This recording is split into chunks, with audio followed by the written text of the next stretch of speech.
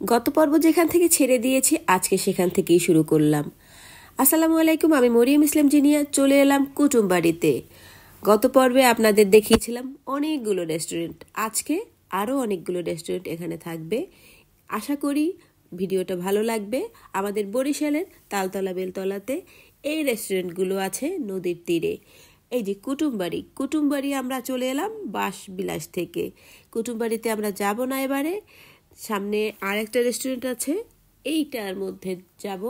আসলে এত রেস্টুরেন্ট সবগুলোর মধ্যে যাওয়া সম্ভব না। আমি জাস্ট একটু ভিডিও নিয়েছি, তাদের কাছে জিজ্ঞেস করেই নিয়েছি যে আমরা ভিডিও নিব। বলছে অবশ্যই। সত্যি কথা বলতে এখানে না এলে আসলে বোঝা যায় না যে কতটা সুন্দর এই জায়গাটা। নদীর তীরে একদম এত মনোরম পরিবেশে এত সুন্দর সুন্দর রেস্টুরেন্ট এখানে আছে, অসম্ভব ভালো লেগেছে। এই যে একটা গাছের নিচে আমি আবার একটু বসে নিলাম, রেস্টুরেন্টে ঢোকার প্রথমেই এটা ছিল, আমিও কিছুটা সময় বসে নিলাম। এবার চলে আসলাম কুটুমবাড়ি থেকে শখের হাড়িতে। এই রেস্টুরেন্টটা হলো শখের হাড়ি, বেশ ভালো লেগেছে। সামনে নদী এবং পরিপাটি করে রেস্টুরেন্টের সামরানাটা সাজানো আছে। তো এখানে আমরা কিছুটা সময় দিয়েছি, একটু ভিডিও এবং কিছু ছবি নিয়েছি। তো আমরা শখের হাড়ি থেকে এবারে যাব সামনের গন্তব্যে। আপনারা আসুন, আমি কিন্তু এখানে মোটামুটি অনেকগুলো রেস্টুরেন্টই দেখানোর চেষ্টা করব। তো আমরা এবারে চলে এলাম ক্যাফে নাইর। শখের হাড়ি থেকে ক্যাফে নাইরে চলে এলাম, মানে এখানে আপনারা পাবেন বিবাহ সংক্রান্ত সমস্ত হোটেলগুলো, কুটুমবাড়ি, শ্বশুরবাড়ি, রান্নাবাড়ি, মজার হাড়ি ইত্যাদি ইত্যাদি অসংখ্য। ক্যাফে নাইরের মধ্যে আমরা কিছুটা সময় আবারও কাটাবো।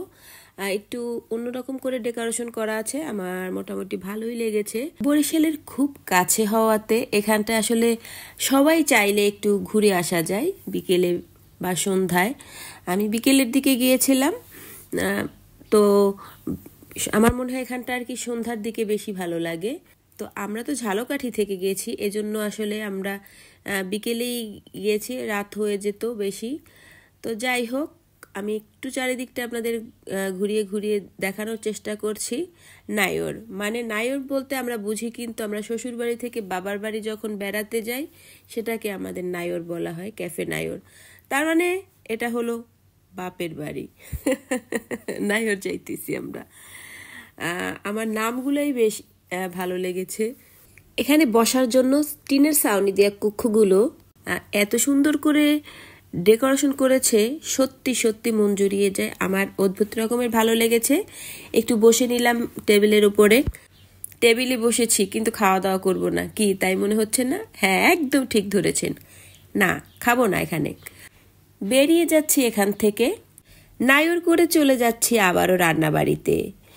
তো সামনে নদী আছে, আপনারা উপভোগ করতে পারবেন, এবং নদীর তীরের রাস্তা আর একধারে সারি সারি রেস্টুরেন্ট, অসম্ভব রকমের ভালো লাগা মুহূর্ত, অনেক সুন্দর দৃশ্য।